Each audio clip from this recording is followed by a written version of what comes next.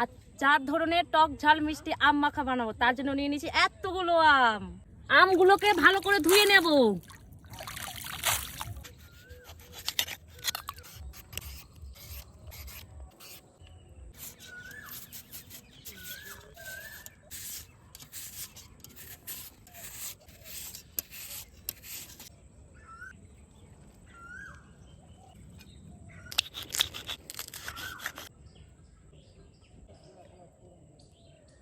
দিয়ে দেব কাসুন্দি,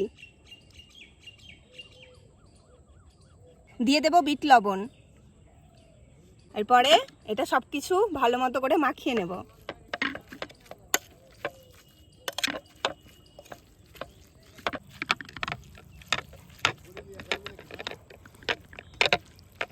মাখানো হয়ে গেছে, একেবারে ঝাল ঝাল টক টক এইভাবে ঝুড়ি ঝুড়ি আম মাখা।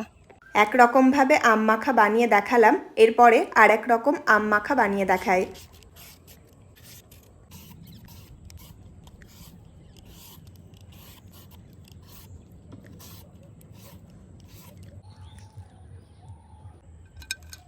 দেব লবণ, লঙ্কার গুঁড়ো আর চিনির গুঁড়ো। যেহেতু এই আমটা একটু টক তাই চিনির গুঁড়ো দিয়ে দেব।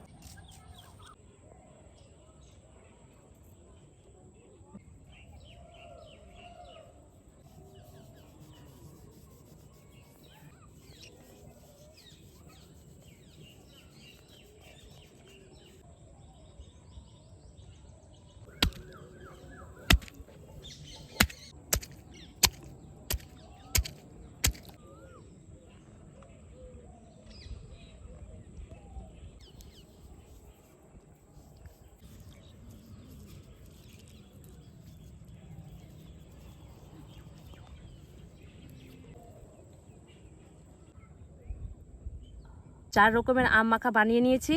আমার আম মাখা ভীষণ প্রিয়, তাই আমি একটু খেয়ে দেখছি।